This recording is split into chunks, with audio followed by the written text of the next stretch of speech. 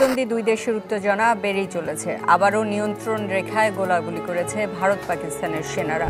যুদ্ধের জন্য সম্পূর্ণ প্রস্তুত সশস্ত্র বাহিনী, ভারতকে এমন হুঁশিয়ারি দিল পাকিস্তান। টান টান উত্তেজনা চলছে ভারত পাকিস্তান সীমান্তে। দুই দেশের নেতাদের মুখেও রণগর্জন।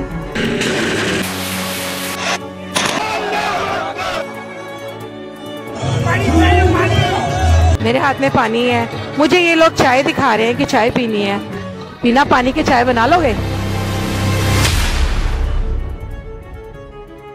বিশ্ব যখন যুদ্ধের কথা ভাবে, তখন তুমি কি তোমার ভবিষ্যৎ নিয়ে ভাবছো?